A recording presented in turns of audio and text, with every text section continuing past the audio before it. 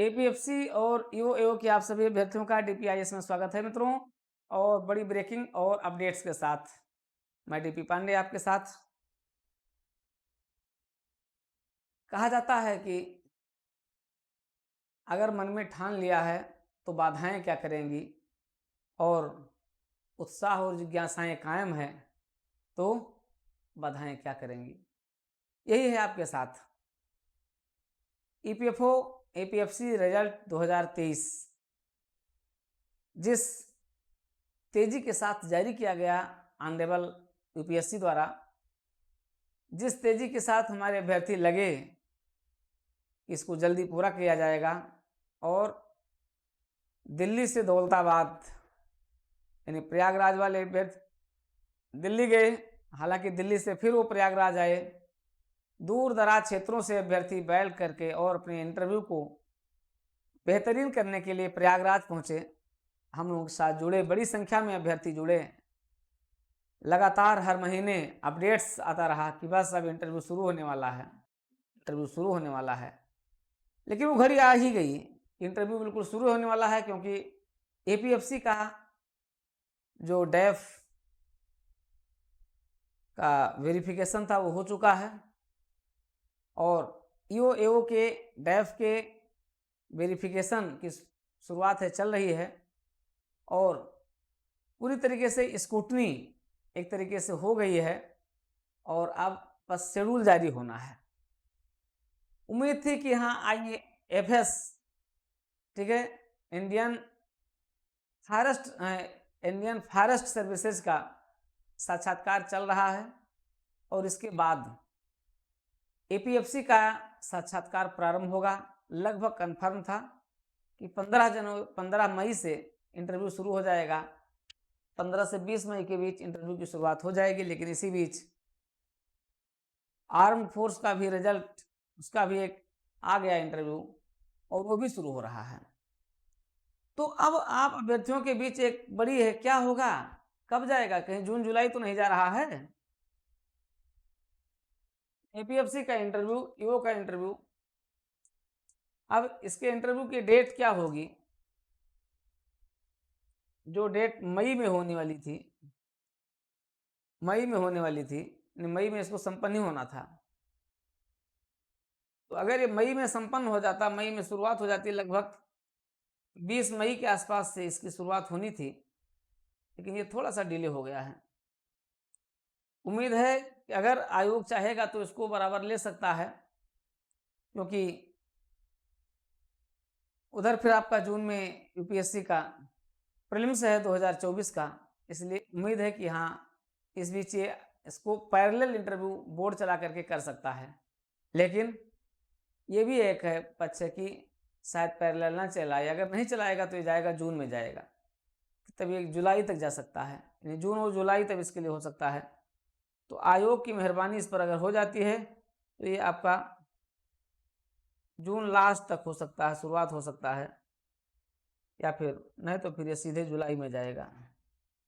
इस बीच जो न्यूज यही मिल रही है कि हो सकता है आयोग इस पर विचार कर रहा है कि हो सकता है पैरेलल चला देगा। पैरेलल चला देता है तो ये आपका मान करके चलिए कि मई के लास्ट में या फिर जून में हो सकता है। तो ये सारी चीज़ें इसके साथ जुड़ी हुई हैं। फिलहाल इंटरव्यू तो होना ही है, और इंटरव्यू के लिए जो आप में जंग लगी हुई थी, वो जंग को थोड़ा सा हमने दूर करने का प्रयास किया, लेकिन फिर से कहीं ऐसा ना हो कि जंग लग जाए, इसलिए आज हम इस क्लास को ले रहे हैं। और इसी क्लास के साथ हम आपकी जंग को दूर करने के लिए डेली अब क्लास लेंगे। डेली हम लोग ऐप के माध्यम से और आपके यूट्यूब चैनल के माध्यम से, डीपीआईएस यूट्यूब चैनल पर भी आपको डेली क्लास मिलेगी। तो इसके लिए आपको इस पर जुड़े रहना है, डटे रहना है, और कभी भी आपको हार नहीं मानना है, और आपको आगे बढ़ते रहना है। इंटरव्यू के तैयारी पर आपको बिल्कुल बैठ नहीं जाना है मित्रों। तो आप अपनी तैयारी को आगे बढ़ाते रहें। और इस समय ईओ इसकी आपकी स्क्रूटनी चल रही है, इसमें आप अपने डॉक्यूमेंट्स वगैरह को बहुत अच्छे तरीके से फुलफिल कीजिए। और अगर ये जून में हो जाता है तो ये तो मान करके चलिए कि जुलाई तो इसके लिए निश्चित ही है। वैसे भी जुलाई इसके लिए जाना था, तो आपका जून जुलाई ये दोनों ऐसे महीने जिसमें आपका ये दोनों इंटरव्यू हो जाएगा। पूरी उम्मीद है कि आपका एपीएफसी शीघ्र ही रास्ते पर आ जाएगा। आज हम इसी के साथ आपके साथ एक क्लास की भी शुरुआत करेंगे। क्लास को भी हम लोग इसके साथ कंटिन्यू कर रहे हैं। देखिए, ये सारी चीज़ें अपडेट्स हैं और हम लोग इस पर एक तरीके से ब्रेकिंग अपडेट्स के साथ जुड़े हुए हैं। तो कहीं ना कहीं आप ये समझिए कि ये ब्रेकिंग अपडेट्स है और आपके इंटरव्यू की डेट जल्दी जारी कर दी जाएगी और बस मई में ही जारी हो जाएगी आपकी इंटरव्यू की डेट। ठीक है, देखिए आयोग लगभग 20 दिन के पहले सारी चीज़ें अपने दे देता है। मान करके चलिए कि आयोग जल्दी शीघ्र ही इसे भी जारी कर देगा। इस बीच आप फिर करें क्या? आपके लिए बड़ा ही संघर्ष का समय है। इसी संघर्ष के समय को आपको क्या करना है? मेंटेन के रहना है। आप अगर कोई भी परीक्षा दे रहे हैं तो जो भी परीक्षाएं आपके साथ हैं, आपके साथ पीसीएस की परीक्षाएं हो सकती हैं, समीक्षा अधिकारी की परीक्षाएं हो सकती हैं और भी परीक्षाएं हो सकती हैं, तो आप उनको जारी रखें। लेकिन आपको जो ध्यान देना है उस पर ध्यान देना है। एक एक क्षेत्र को आप लेकर के चलिए। जैसे इन दोनों के इंटरव्यू के लिए एक कॉमन क्षेत्र है जहां से आपसे प्रश्न पूछा जाएगा, वो आपका श्रम क्षेत्र।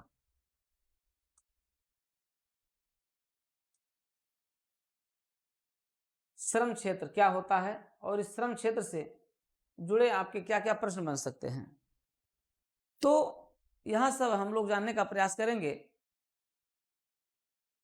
कि आपके एपीएफसी के इंटरव्यू में 100% जो क्वेश्चन है, जहां से पूछा जाएगा क्वेश्चन, वो क्या हो सकता है। मित्रों, आप जानते हैं कि श्रम क्या होता है? अगर आप बात करें श्रम क्या है, पहला तो प्रश्न ये आता है कि श्रम क्या है।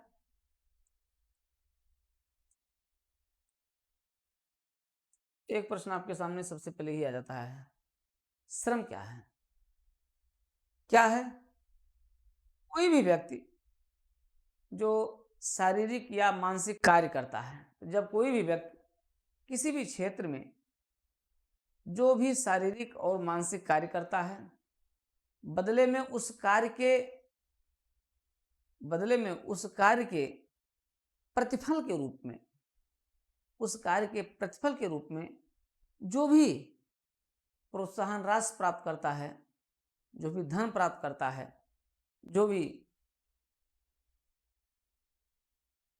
ठीक है, प्राप्त करता है, यानी वो क्या हो जाता है? वो श्रम का पारिश्रमिक, यानी वो उस किए गए श्रम का एक तरीके से क्या होता है? प्रत्युत्तर होता है। तो पारिश्रमिक उसी को कहते हैं। तो ठीक है, तो किसी भी व्यक्ति द्वारा किया जाने वाला वह शारीरिक मानसिक कार्य जिसमें उसे उसका प्रतिफल प्राप्त होता है, उसी को हम क्या कहते हैं? श्रम कहते हैं। उसी को हम श्रम कहते हैं।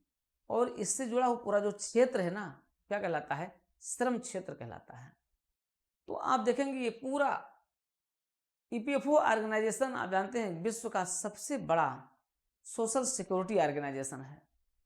सोशल सिक्योरिटी की गारंटी देता है, सोशल सिक्योरिटी सुनिश्चित करता है, इस बात की गारंटी देता है, इस बात को श्योर करता है, इस बात को सिक्योर करता है कि आप हमारे अगर किसी भी प्लेटफार्म से जुड़े हुए हैं तो आपके हितों को कभी बलिदान नहीं होने दिया जाएगा, आपके हितों की पूरी गारंटी दी जाएगी। और इसी गारंटी के साथ ये क्या करता है? भारत के संविधान में भाग 4 में दिए गए राज्य के नीति निर्देशक तत्व के अंतर्गत जिस वेलफेयर स्टेट की बात कही गई है, जिस सोशल स्टेट की बात कही गई है, जिस सोशलिज्म की बात कही गई है, उसको क्या करता है? वो ये प्राप्त करता है। वो एक ऐसा वेलफेयर स्टेट के आदर्शों को, के लक्ष्यों को प्राप्त करने की दिशा में सबसे महत्वपूर्ण कोई काम करता हो तो कौन करता है? वो है आपका ईपीएफओ, कर्मचारी भविष्य निधि संगठन। कर्मचारी भविष्य निधि संगठन भारत सरकार का एक ऐसा संगठन है जो संपूर्ण सामाजिक सुरक्षा की गारंटी देता है। अभी तो इसमें जो आपके ऑर्गेनाइज्ड श्रमिक हैं, ऑर्गेनाइज्ड क्षेत्र के लेबर्स हैं, वो इससे सिक्योरिटी पूरी प्राप्त कर रहे हैं। भविष्य में 2047 तक इसके द्वारा एक विजन जारी किया गया है, विजन 2047। विजन 2047 जो ईपीएफओ का विजन है, उसके अंतर्गत उसका लक्ष्य क्या रखा गया है? उसका लक्ष्य ये रखा गया है कि वो क्या करेगा, वो 100% सोशल सिक्योरिटी को प्राप्त करेगा। यानी आप समझिए उस समय 2047 तक ईपीएफओ 100% सोशल सिक्योरिटी की गारंटी ले रहा है, जिसमें ऑर्गेनाइज्ड एंड अनऑर्गेनाइज्ड बोथ। भाई आप देखें डेवलप कंट्रीज क्या होता है, वहाँ कोई अनऑर्गेनाइज्ड क्षेत्र नहीं है, वहाँ सारे क्षेत्र क्या है, ऑर्गेनाइज्ड क्षेत्र हैं। वहाँ कृषि क्षेत्र भी क्या है, वेल ऑर्गेनाइज्ड है। और विकासशील देश में यही क्या है कि ऑर्गेनाइज्ड की अपेक्षा अनऑर्गेनाइज्ड क्षेत्र क्या बहुत बड़े हैं। तो क्या करना है, 2047 तक जिस विकसित भारत की नींव रखी गई है, जिस विकसित भारत के आदर्शों को तैयार किया गया है, प्रधानमंत्री जी का ड्रीम प्रोजेक्ट है विकसित भारत 2047, उसको प्राप्त करने की दिशा में सरकार आगे बढ़ी है। ऐसी स्थिति में ईपीएफओ की बहुत बड़ी भूमिका होती है। मित्रों, इसी रूप में श्रम का जो प्रतिफल होगा, यानी जो पारिश्रमिक होगा, वो जरूर प्रदान किया जाए। अगर पारिश्रमिक नहीं होगा, नहीं मिलेगा, तो उस श्रम का कोई महत्व नहीं है। वो शारीरिक श्रम और मानसिक श्रम दोनों इस रूप में देखा जाता है। ऐसी स्थिति में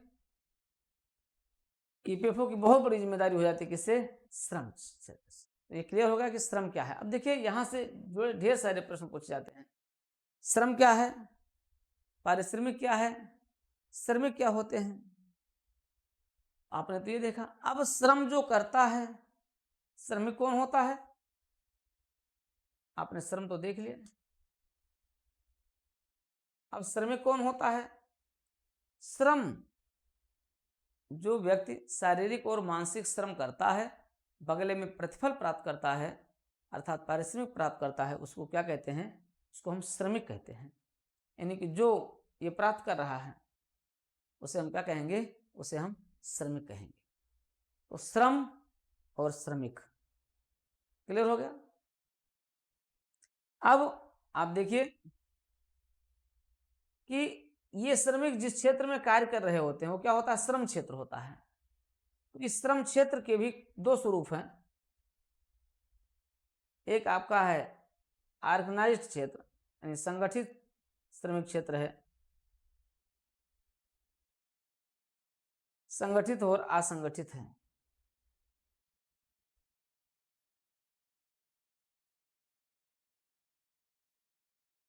श्रम संगठित क्षेत्र क्या होता है? ऐसे श्रम क्षेत्र का वह स्वरूप, वह भाग जहां पर सरकार और इस क्षेत्र के बीच एक औपचारिक रिश्ते बने हुए होते हैं, रूल और रेगुलेशंस बने हुए होते हैं। संपूर्ण गतिविधि यानी श्रम से जुड़े हुए संपूर्ण कार्य, गतिविधि, क्रियाकलाप वो एक निर्धारित रूल और रेगुलेशंस से चल रहे होते हैं। विदाउट रूल और रेगुलेशंस कुछ नहीं होता है। इससे क्या होता है? इससे श्रमिकों के पारिश्रमिक की गारंटी प्राप्त हो जाती है, उनको विभिन्न प्रकार की मानवीय दशाएं प्राप्त हो जाती हैं, और संगठन क्या होता है? अपने प्रोडक्टिविटी की ओर जाता है, अपने एफिशिएंसी की ओर जाता है, अपने इफेक्टिवनेस की ओर जाता है। इस संगठन को अगर इफेक्टिव बनाना है, उसे प्रोडक्टिव बनाना है, उसे अधिक से अधिक इफेक्टिवनेस की ओर ले जाना है, तो क्या करना होगा? उसे संगठित क्षेत्र में जाना होगा। तो संगठित क्षेत्र वह क्षेत्र होता है जिसमें श्रम क्षेत्र को रूल और रेगुलेशन से संचालित किया जाता है, जिसमें सभी प्रकार की कंपनियां आ जाती हैं, औद्योगिक क्षेत्र आ जाते हैं, वो चाहे आपके एमएसएमई क्षेत्र क्यों ना हो, तो लघु उद्योग आ जाते हैं, आपके बृहत उद्योग आ जाते हैं, सारे मशीनरी उद्योग आ जाते हैं, सब कुछ इसमें आ जाता है। सेवा संगठन, सेवा क्षेत्र के संगठन, सेवा क्षेत्र आ जाता है, औद्योगिक क्षेत्र आ जाता है। तो ये सारे क्षेत्र क्या होते हैं? निश्चित रूल और रेगुलेशन से बंधे होते हैं, रूल और रेगुलेशन से जुड़े होते हैं, उन्हें हम संगठित क्षेत्र कहते हैं। ठीक है। अनऑर्गेनाइज क्षेत्र क्या होता है? आप देखते हैं असंगठित क्षेत्र क्या होता है।